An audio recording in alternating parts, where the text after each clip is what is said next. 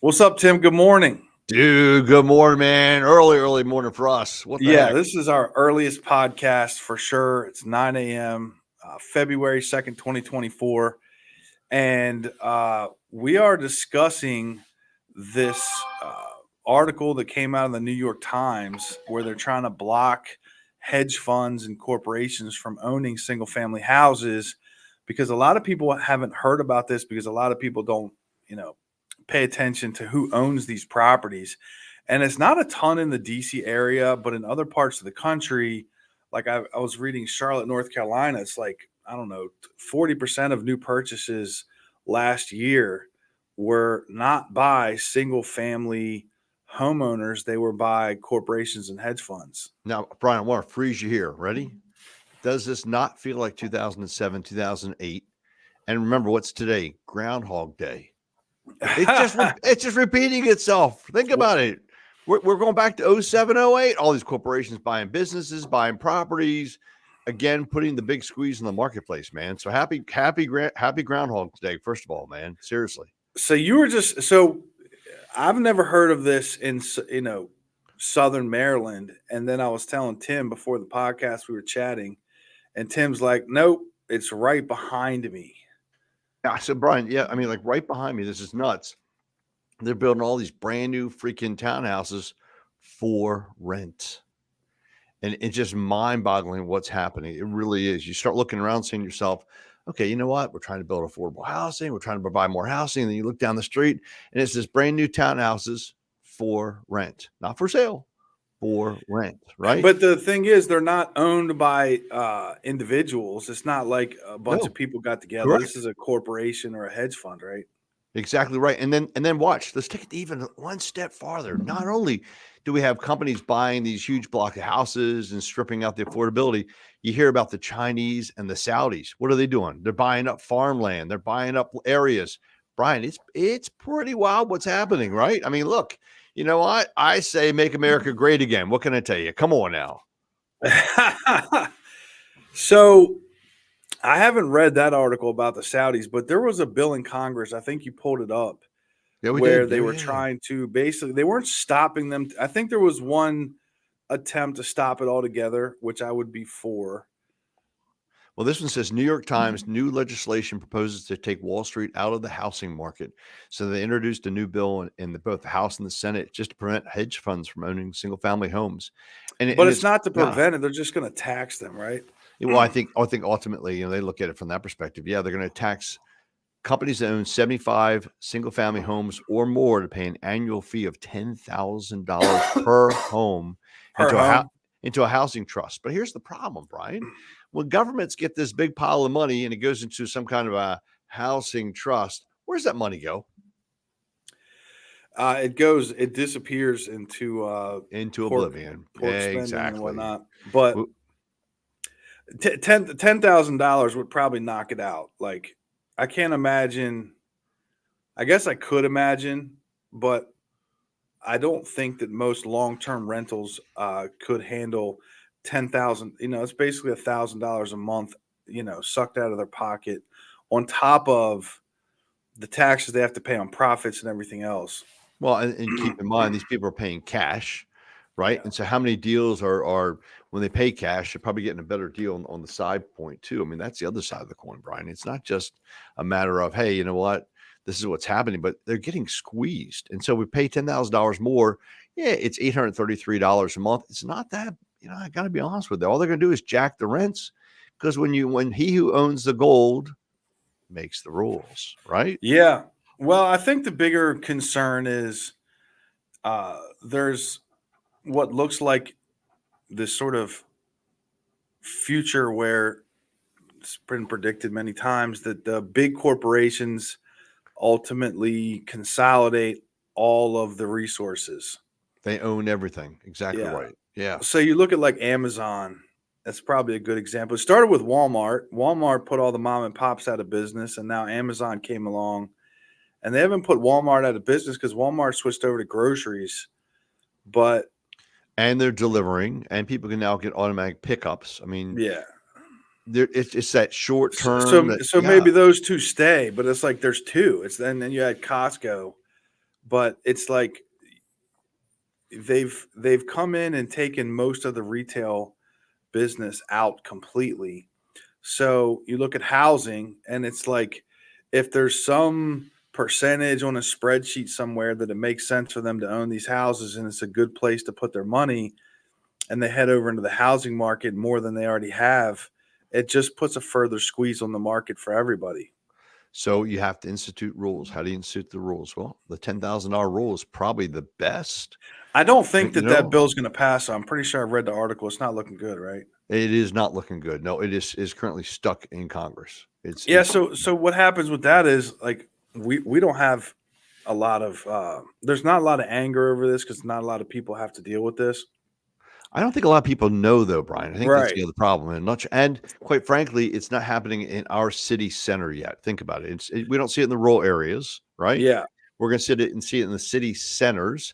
DC is too bloody expensive. I mean, that's the key right there. DC, Yeah. Northern Virginia, Montgomery County, the whole corridor, Yeah. DC metropolitan area is just too damn expensive. So, but it is happening in more, sub middle section, if you will, Well, cities. areas where they're building new houses, they're not building a lot of houses here. So it's like you got these areas where people are moving to. You got Dallas and lots of places in Florida, Charlotte, North Carolina, and Tennessee and Texas and all these places where they're building houses. I think that gives them an opportunity. I don't know how many of them they're buying as resale. However, I do have a coach who is in Ohio, and he was linked up with a hedge fund, and he was instructed to go out and just hunt down anybody who's looking for a cash offer on their house, and he was making offers. Bought 10 houses last year. So I think it's definitely a thing. Corporations are there to make money. So if they're Correct. putting money in stocks, they're putting money in businesses, they're putting money in startups, and they look at real estate as another place to put money. And I don't know historically, like, was this a thing in the 80s and the 90s and the 70s? No, people didn't get into property. I mean, it wasn't the big thing. You know what I mean? Everybody else Single family, like we're talking single family residences. Like I can yeah. understand corporations owning buildings or commercial Well, space or a and mall. townhouses. Exactly. This is also happening in townhouses. Now, let's take it another step farther. I don't have a problem with corporations buying these large, ready commercial buildings and doing these, commitments, converting them over to condominium projects. That makes sense.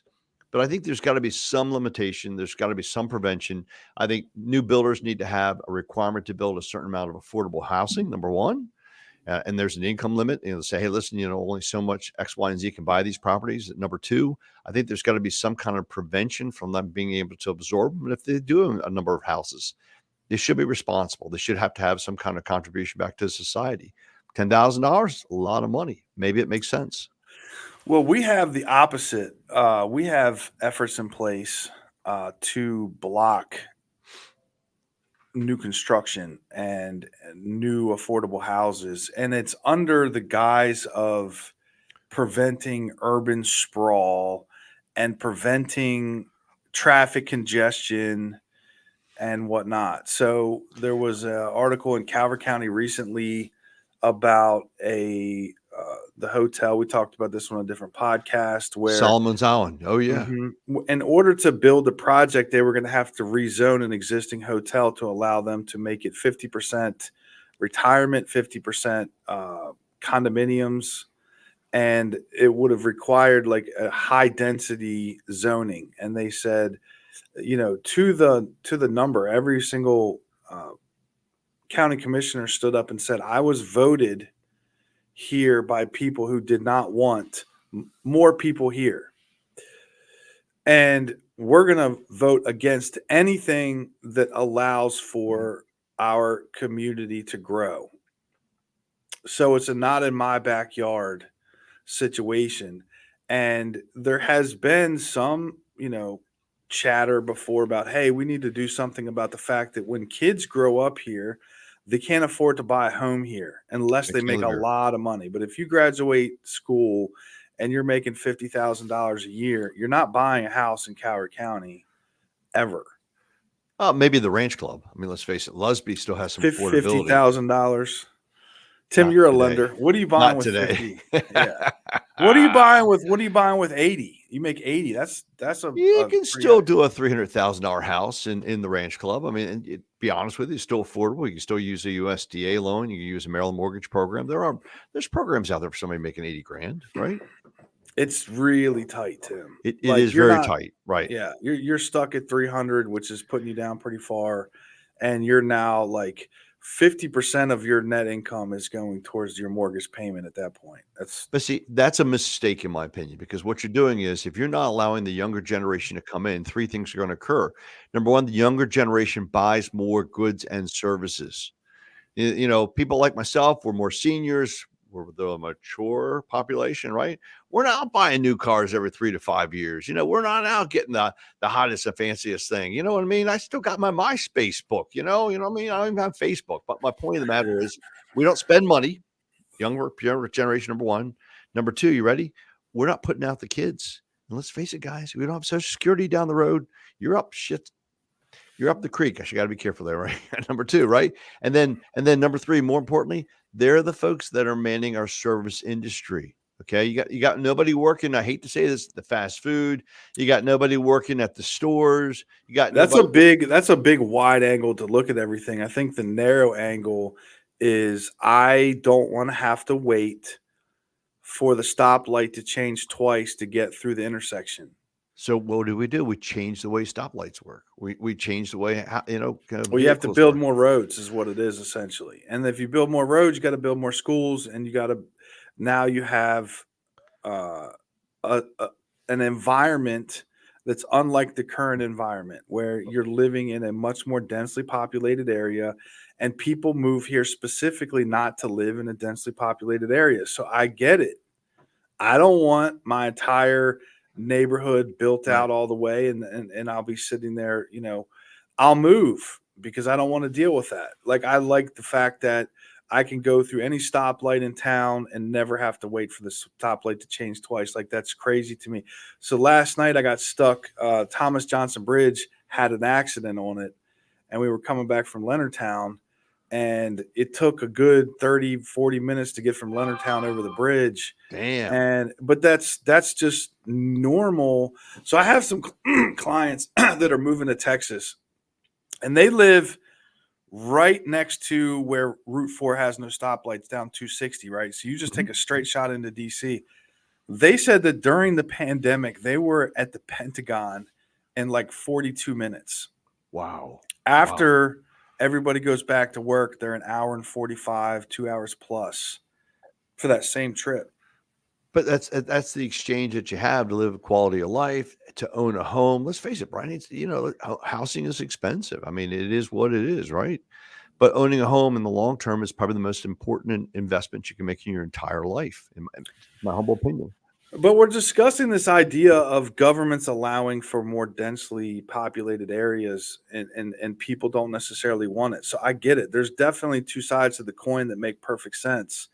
I don't want to live in a densely populated area. I don't like stoplights in general. I would prefer roundabouts or stop signs or just intersections we just slow down and go to.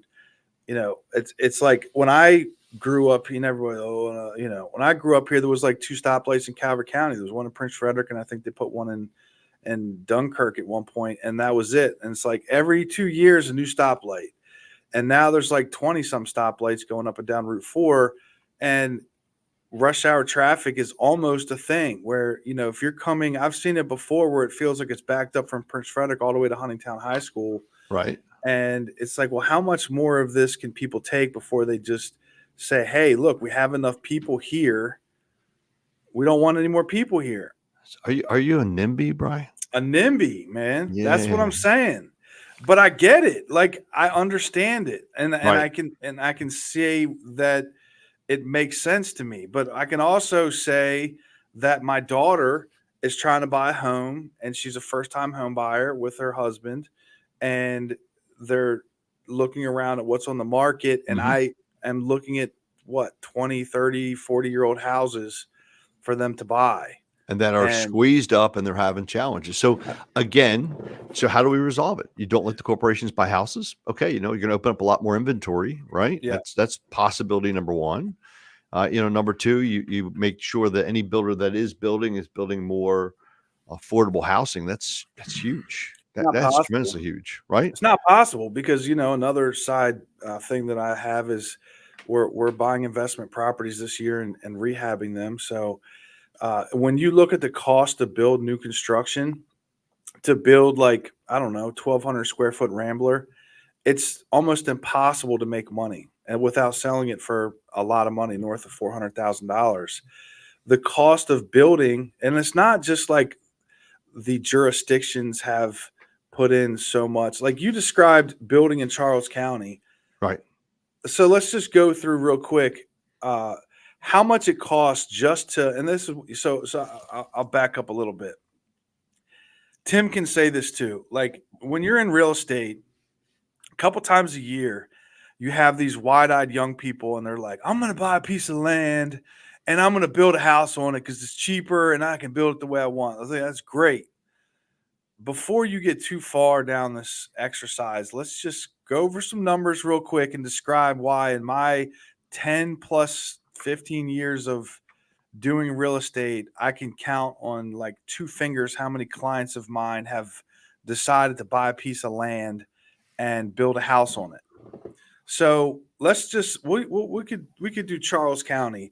Let's discuss like buying a piece of land. You're probably at least 50 to 100K for an acre, something depending on where it's at, or if you're getting 3 acres or something. Like the ideal scenario is you buy 3 acres. So let's say you spend 100 grand on your 3 acres that you bought. Now Right. you have to start the process of you have to get a perk test and you have to have engineering done. So perk test is what 1,200, engineering is like $5,000. Yeah, it's not that much. It's Okay, affordable. Yeah. it's okay. It's not that much, but that's before you even decide if it's even buildable. So you're hoping that it passes. Now Fingers that you've done crossed. that, you got to pay this little fee for Charles County in order to have the permission to even get permits, which is how much? Well, the fair share school excise tax is actually hit on you at the time that the use occupancy permit is issued, and Okay. it's only $20,340. All right, so now we're at like $25,000, and then you got to get permits, and then you have to grade the property. Probably you're going to have to Yep. cut trees down, Yep. and then you're going to have to clear out an area for your house to go. Build your yard. That's going to be what possibly another $20,000. Well, it depends on how far you got to bring the driveway in, how far where the house Yeah, is we going to got be to chop positioned, the right? driveway in. So we want to say, well, Yep. that's $50,000. We're at about say $50,000 on the cheap end, and we haven't even broken ground on the property yet. And then we got to get permits. Permits, well, septic. Okay, Oh my we're goodness! getting there. All You're right, going to so bring a the power well, in, sure. a well is $20,000 now, and a septic is about $30,000 to $50,000. Well, on the cheap Yeah, side, we'll say 30. sure. So now we're at $100,000 plus. No, 100 for the land, and you spent let's say 25,000 for grading and seeding, getting the property ready to be built in. Then you got at minimum another $50,000 to bring in your well, Well, so septic, yeah, so and we're electric. at $200,000 on the very light side. You're getting there. And what are you going to put there, Brian? What kind of house?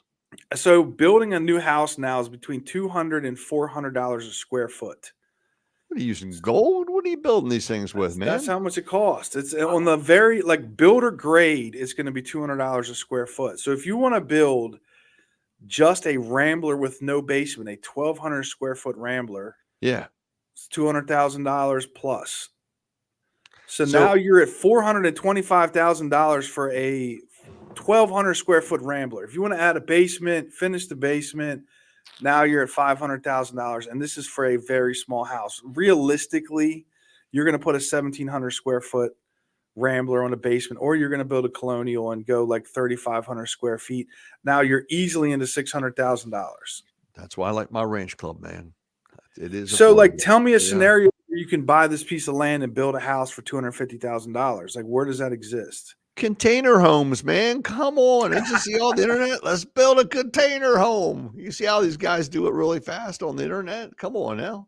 So that's the reason why there's no affordable houses. It costs too much money. Yeah. Well and septics used to be $10,000 for the well, $5,000 for the drain fields, $5,000 for the tank. They've made that nearly impossible. And that's not including any like things that could come up. Like, what if you have to run, like you said, power to the property, or you have to run like Bring internet to the Smucko in. property? Oh, yeah. Dude, You it got to gets pay. expensive as Sometimes it hell. gets crazy to pay for all that. And then if you have any crazy grading you have to do, and then it takes forever. God forbid you have a stream behind your house that's connected to some other stream that goes into a body of water that's tidal, and now you have to deal with that, and or you have a beetle. Like, we were at a house down in Piney Point the other day, Right. and all these pine trees are chopped off halfway up. I'm like, what's going on there? And they said, oh, well, they had a beetle in them. I was like, oh, that makes sense. The beetle, like, you know what I mean? Like, then you have the crazy things that you have to deal with. And it seems like they deliberately make this process a nightmare and also take forever. So you're probably a year before you're going to be able to even start building your house.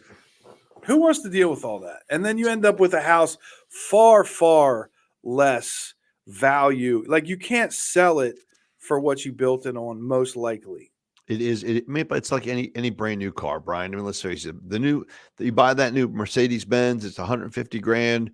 You know you're not going to get 150 for it within a year, right? I mean, it's good. But if you go back to like the 80s or the 90s, you could do all that. Like, that's how a lot of people where I live, and in Southern Maryland, Sure. I want to say, I don't know the percentage, but it's very high of people who did just that. They bought a piece of land. Yep. And they had a custom home built on it. That's why you drive around and everybody's houses look different, except for the couple neighborhoods. That just doesn't exist anymore. But here's the thing, Brian. Remember, you got to take a long-term perspective, and you and I both know that in 30 years, the house is going to go up 400%. No, it is, but you have less value in it. So it's like you have to buy these old houses in order to be able to afford a house. Where is the silver lining, and where is the scenario in which you can afford a 1,200 square foot Rambler, affordable houses in the future? Is that ever going to come up? Like, unless they engineer, I saw the other day, you can buy a house on Amazon for $30,000. It like comes in a box. You have to unfold it. It's like, remember back in the day that you could buy, I don't remember, but I remember reading about, you could buy houses through the Sears catalog. Sears catalog, dude. I was there, man. Remember, I'm a little older than you, right? You're not that old, Tim. You never got no house in the Sears catalog. But so you nail a very good point. It's difficult to build, but building a brand new home is a custom experience. In my opinion, it's more expensive. Buying it's for rich people, it's for retirees and rich people and waterfront people. Like, of course, that makes sense. I might do it one day, but it's not realistic. Nobody who's young and has that dream of like, oh, we're going to save money. You won't save any money. People do not want you doing it. They don't want new houses in here in Maryland and in general, or even across the country. And corporations are buying houses and turning them into rentals. It's definitely a thing. So I think two things are occur, Brian. Number one, I see incomes coming up to justify the expense. And then number two, I see us changing our programs that are out there. I know this is crazy. You're not going to see 30-year mortgages. You're going to see 40-year mortgages. You're going to see 50-year mortgages. I was going to say, Tim, we have the absolute, and I'm sure you know this, the slickest, most beautiful mortgage opportunities in America compared to everywhere else in the world. Like, Canada's every 5 years you got to refinance. I mean, really? Yeah. Yes. Where are their rates going? Yeah. I just met a Canadian who was telling me that the other day. He was he's down to help sell his mom's house, and he's like, oh yeah, up in Canada. But like Australia, Japan, like all these other countries. Oh, good Lord. Great Britain. Yeah. There's not 30-year fixed, zero money down. Nope. Low 3, 4, 5% interest rates that we had forever. That doesn't exist in the rest of the world. So I don't know, Tim. We might have to then go back and circle all the way back to the beginning. Maybe corporate America will come up with a new Amazon house that solves this problem, where they can build it in China, drop it off, put it in a container, send it over here. Container house. Got it. Yeah. I'm with you. Well, it's not the container's not the house. It like they fit it in a container. Yeah. They build it in China, ship it over here. And then you have like another corporation that specializes in putting these things together, modular homes. And we go back to that. We don't have a lot of them. I think they're expensive. I think because we're they're being built by Americans. right. We need Chinese modular homes. We don't need Chinese. Indian. We do. Actually, India is where they're building all this stuff. India is building iPhones, dude. Okay, so just think that in mind. That's all right? because we're afraid that China's going to invade when we don't know how we're going to get kicked off YouTube. But yeah, that's why. That's Don't not get because kicked it's off better. of YouTube. You got it, man. Yeah. All right, brother. All As right, always, Tim. man. I'll All catch up right. with you, I man. appreciate Later. you, man. No problem. Bye.